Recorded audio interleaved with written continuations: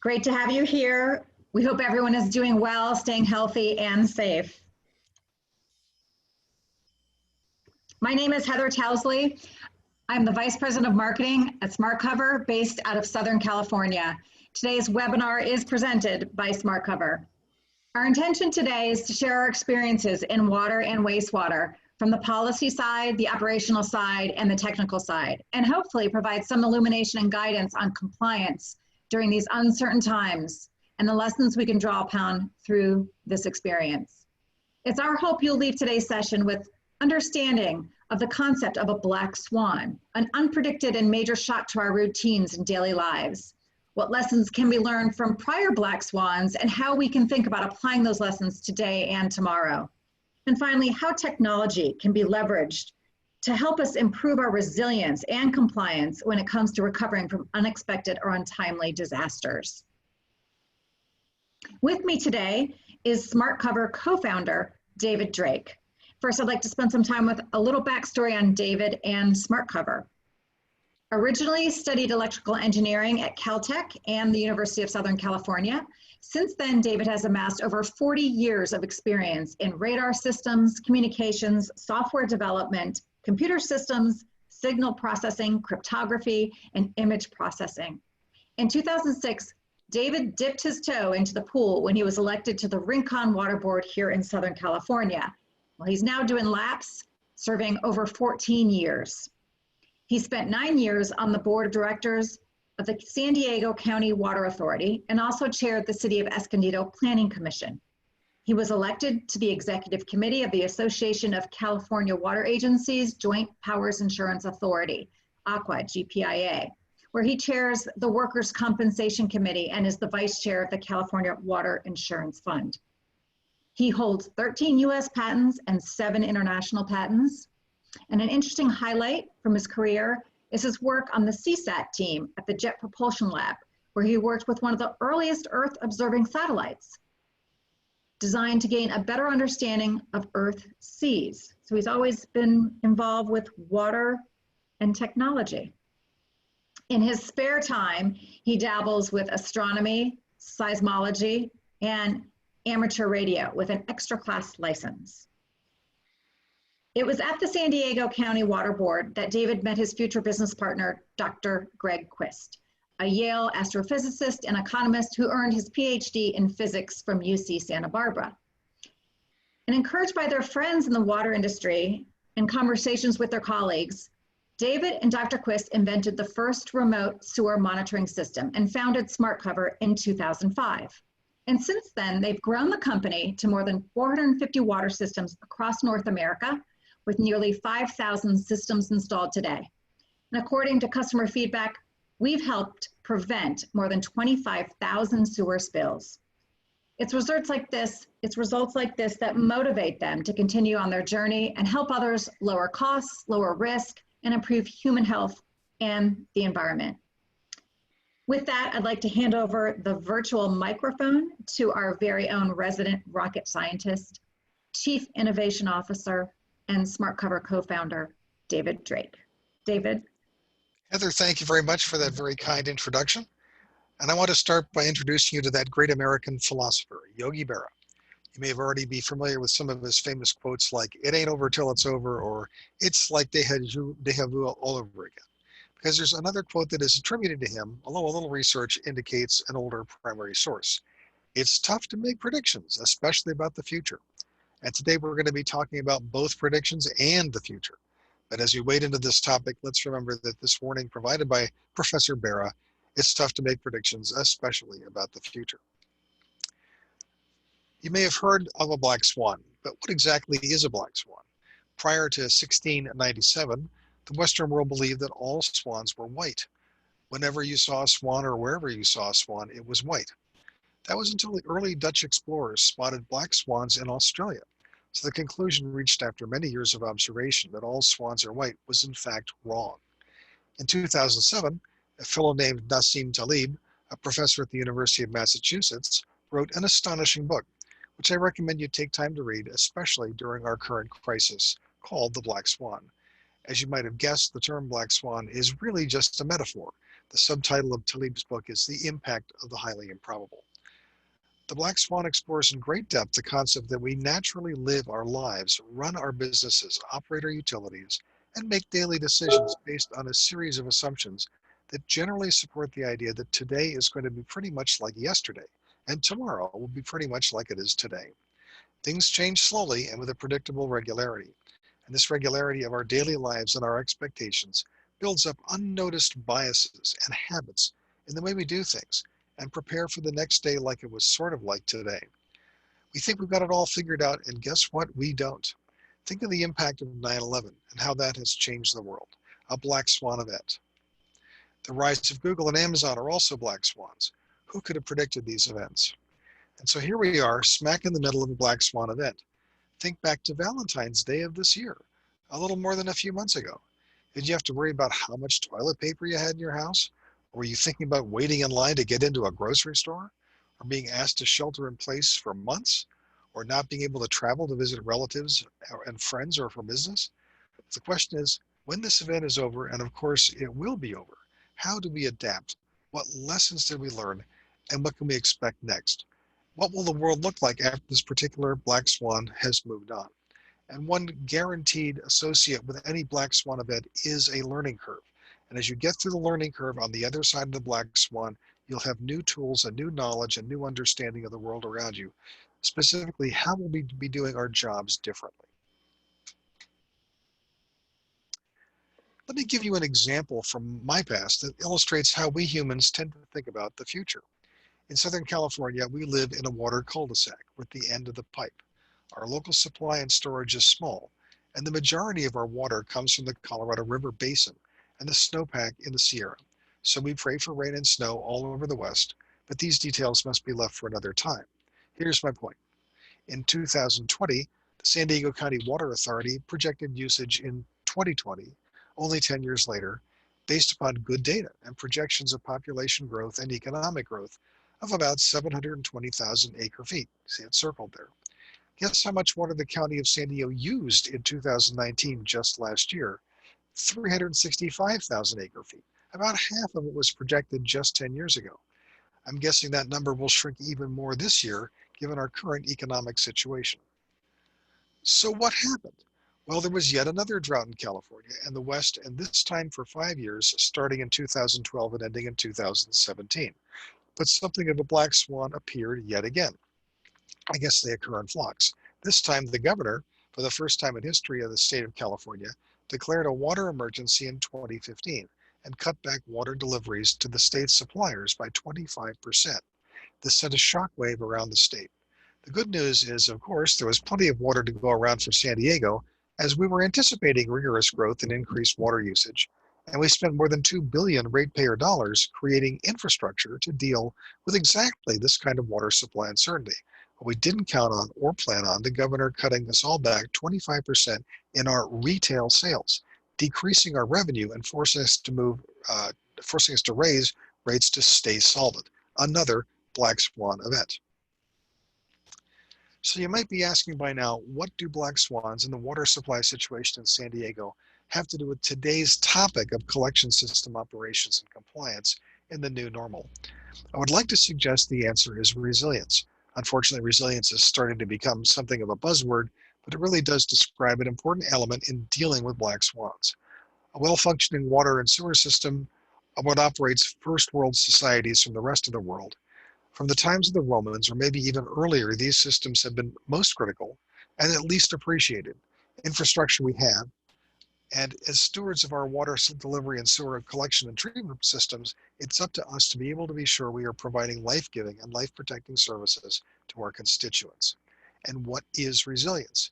It is the capacity to recover quickly from difficulties, which in the context of today's discussion are the black swans we face, and in particular, the current black swan of the global pandemic. You think about the elements of a functioning water or wastewater utility. It consists of two major parts, the staff and the stuff. The staff are the people part of our business. In order to function properly, we need the right people in the right places at the right times. We do our best to ensure that this is the case. The stuff is the physical part of our delivery or collection systems. The pipes, the pumps, the manholes, the valves, the lift stations, the treatment plants. For the most part, it's the staff that keeps an eye on the stuff. Today, we'll focus on the stuff of wastewater collection systems. Given what we know today, given what we think may happen in the future, and given after this current pandemic is over, we can certainly expect more black swan events. What can we do to be more resilient? What can we do to recover as quickly as possible? And how can we be ready? The first step in disaster recovery is assessment. What is wrong and where is it wrong? And how serious are these problems? How can I fix these problems with my existing assets, or do I need to call for help? The next step is triage. How can I prioritize the problems in my system and make the most critical repairs immediately to get my system up to some nominal operational level to provide essential services to my customers? The next steps, which help complete this circle of excellence, are to execute the repairs. And the final step before going back to reassessment is to evaluate the effectiveness of my repairs. Is stuff really working? One aspect of recovery that is often neglected until it is too late is collecting enough good data about the disaster during the disaster by diarizing it to help with the recovery funds from places like FEMA or state disaster assistance and avoiding lawsuits from injured or damaged parties because of the consequences of the disaster, whether or not your agency was at fault.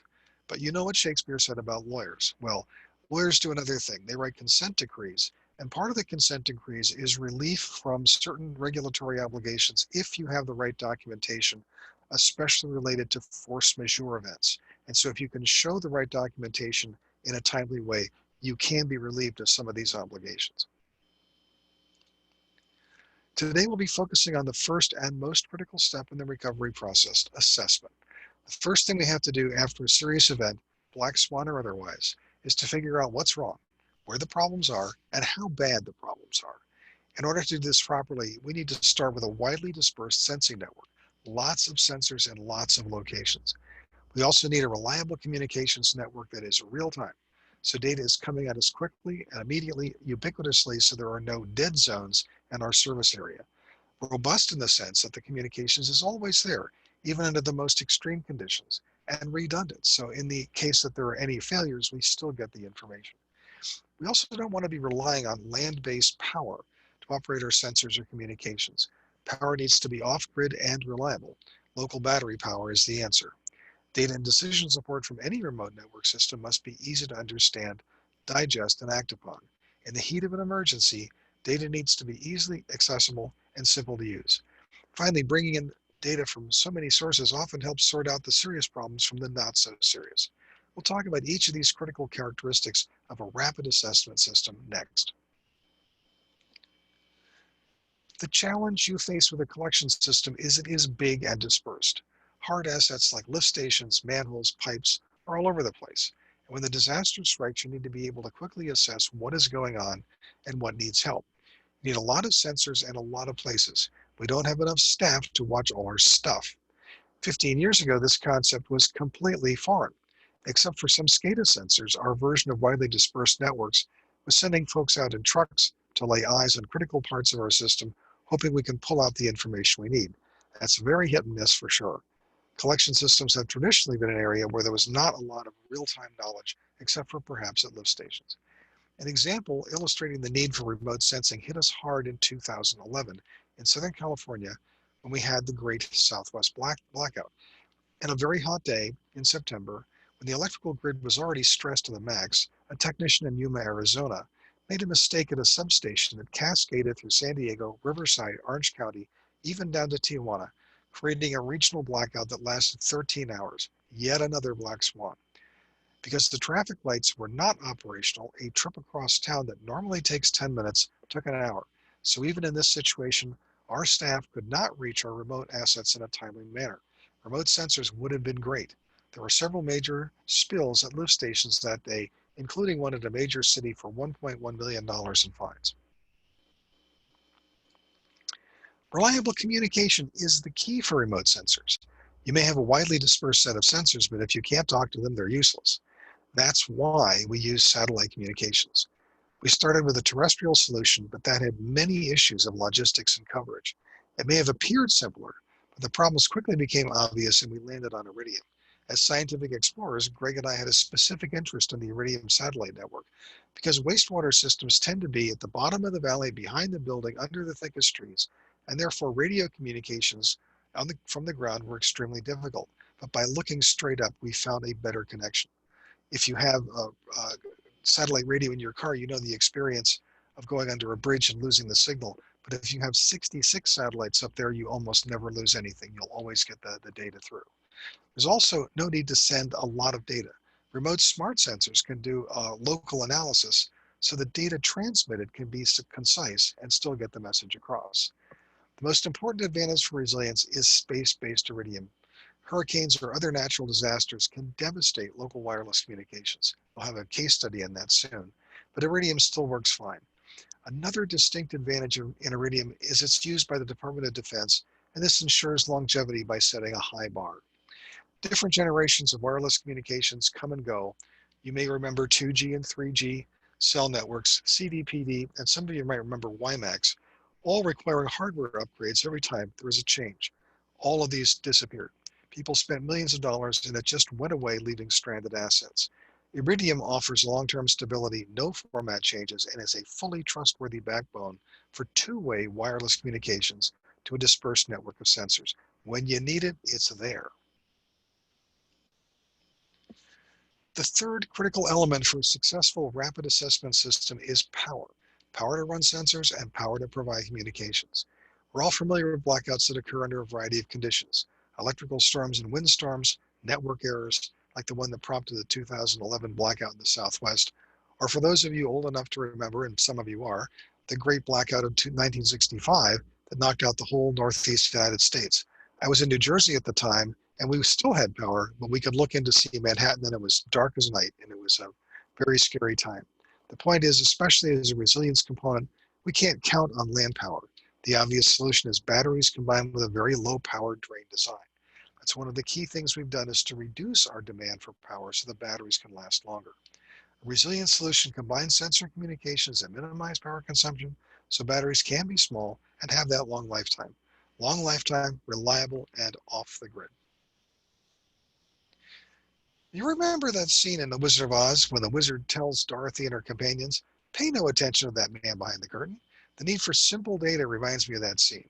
A technology system used to support long-term resilience will, by its nature, be complicated. We have to encapsulate the analytics to make them easy to use under Black Swan conditions. You can't go through the learning curve while managing the Black Swan.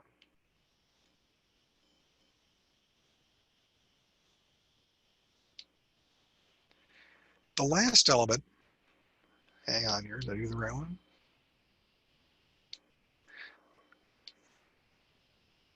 The last element of critical assessment we're going to address today is data fusion. This may not be obvious at first, but how sewer collection systems respond to outside factors, such as rainstorms, spring thaw, tides, and river levels, affect how well we respond when our next black swan shows up. Part of your resilience is knowing beforehand how your system responds to these outside factors. Once your sensor system is in place and in normal operations while waiting for the next black swan to show up, you can monitor and learn at low cost. Well, we're going to go through some of those case studies, and these are direct current events that have happened, and we'd like to spotlight them for you and show you the critical examples that were applied in real life situations.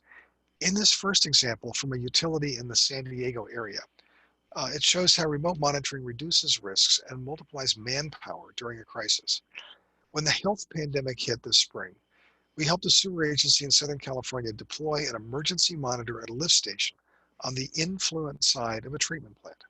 At the beginning of this global crisis, this agency decided to increase pump station inspection frequency from once weekly to 2 times a day. They had no grinder at the site, just a pump. This was in response to the increased risk of spills due to the use of rags and wipes being used instead of toilet paper. Twice a day, a staff member needed to drive by truck 20 minutes each way from the maintenance yard to check to see if there were any problems. The frequency of inspections would be even higher during a wet weather event, which we had. Now, a real-time monitoring device completely off the grid, powered by battery using the highly robust satellite communications, provides the same or better information than a manual inspection. The system sends immediate alarms and alerts for water levels that exceed thresholds. This sensor now frees that staff member to do more productive work.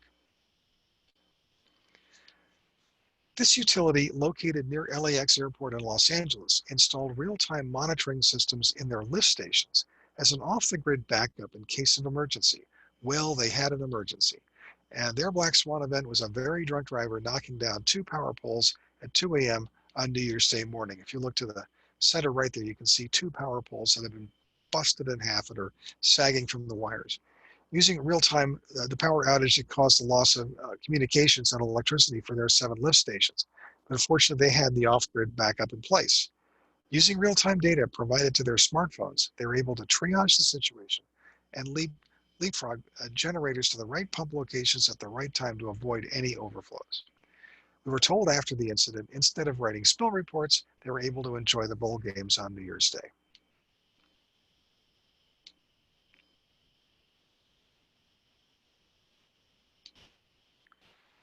At this South Florida utility, a remote monitoring system was set up at a large number of collection system and lift station locations, using the Iridium satellite backbone as the communication system. The chart on the lower right shows the water level data for 4 monitored sites. Notice it's a multiple value chart so you can do comparisons.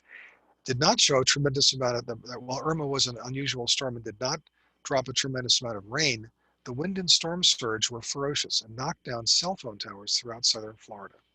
Cell communications was down for 2 weeks.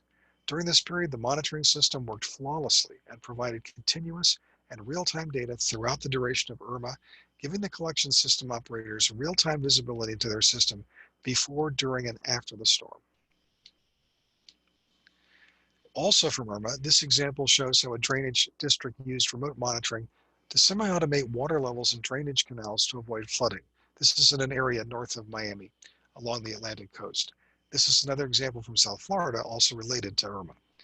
There were several days of warning before the hurricane arrived in South Florida. Previously, the district used staff and trucks with binoculars to monitor water levels, obviously not in real time. Using remote monitoring, this district was able to lower water levels, monitor these levels in real time, and respond as the storm approached and hit the area to avoid any flooding. The district manager called this application of technology revolutionary. We're at a point here where I need your help, Heather.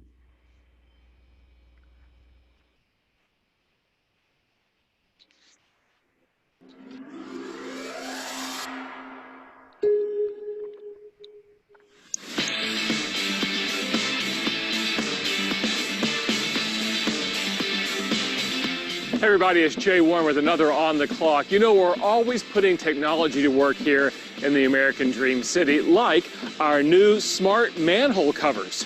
Here's City Manager Trey Yelverton with the Arlington Water Utilities team to learn more about this project. Thanks, Jay. Today I'm out at River Legacy Park East, and I'm here with one of our graduate engineers, Brendan Hamilton, who works in our water utility department. Tell me a little bit about what we're going to look at today. Today we'll be installing a smart cover. This is a device that allows us to see the manhole depth or the flow depth within a manhole. This allows us to get out ahead of time, have advance notice just in case it is starting to back up. We can get our guys out here before any issues happen. Okay, and so these covers would then potentially give us access down to a line to clear a clog or something like that. That's really their purpose, is to let us get down in there? Yes, they're at any size change, any bend, really any place things could get caught up to give us access to fix any problems if they were to happen. This technology, instead of waiting to actually visually see evidence of a backflow, it's indicating to us via their sensors that something is an anomaly and something you might need to get out here and check on it before a backflow actually occurs. Because it's checking not only backflow, it's checking the level as it changes. So it can actually tell us a bit ahead of time before it even becomes an emergency. We could actually plan to come out here and remedy the situation potentially a week before. So now we're going to attach, I heard you call it a smart cover. Is that, yes. Is that what they're called, the unit that's put The there? unit that goes underneath, yes, is a smart cover. Okay. This right here is our sonar, Okay. effectively the sonic sensor. It's hangs kind of like that, listens. Well, now that we have the unit actually put together, I'm here with Jason Fowler, who's an asset information analyst with our water utility department, who's going to help us install this equipment actually into the lid. So tell me how we're going to do that. We will drill into the lid and we will install the brackets that we need. So the equipment will just essentially hang off that hole that we're going to drill and bracket it. Yes, sir. And it'll drape down from that area. Yes, sir. Okay. Well, let's get to going. Get to it. We move to the bracket itself. Perfect. This just slides in. At this point, we're ready to shut it. Everything's been installed. Okay. Let's close her up. So it looks like we're sending our signal via the satellite to the cloud so that the smart cover is now monitoring the flow under the water. So it looks like our work here today is done, but on behalf of all of our residents, I want to appreciate you guys for all the work that you're doing, being smart and helping use technology, put technology to work to help us save money and have a better environment. So thank you for all you guys are doing. Thank you, sir. Yes, sir. Thanks, Trey, and thanks to you at home for watching. Tune in next time for another On the Clock.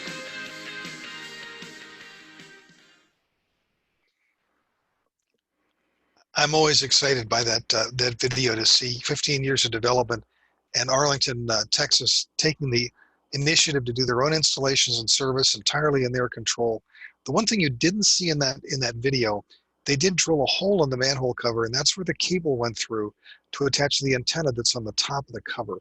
We have two different kinds, one that looks like a green water reflector that you'd see commonly in the street, often near any water lines, or also we have a unit that can fit on the top of the cover that is protected from snow plows. And so for those kinds of climates, they're both available.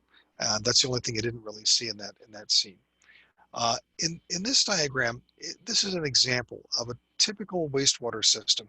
And before I frighten you with all the details, this is your wastewater system. You have to think about what are the effects that you have in your climate and your terrain and your flow sources and drain areas. How would you map this out in a tabletop exercise with your engineering and operations staff? And this is how that monitoring system comes to life, by looking at those different little red M's there that say this is where you monitor here and there. And then what are the kinds of failures or challenges that you would like to anticipate? So you need to do this transport and process diagram for your own system and internalize what it looks like. Let me see here. I think we're ready for another discussion from Yogi Berra. And we started our discussion today with the great American philosopher Yogi Berra. Yeah, he was also a baseball player. So I wanted to conclude with yet another one of his profound, in this case, relevant and true thoughts. The future ain't what it used to be. For example, where are those flying cars we're supposed to have? Well, they're coming. The more we recognize this, the more we can be prepared for whatever black swan comes our way. I want to thank you for listening and hope there are elements of this that are directly applicable to what you're doing. And we'd be glad to assist and help, and contact us through the links that are available. I hope this time was well spent for you, and many thanks.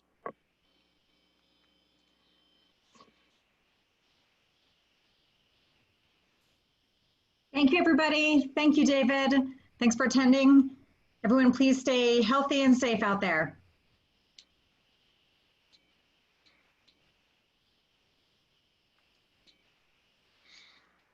Success.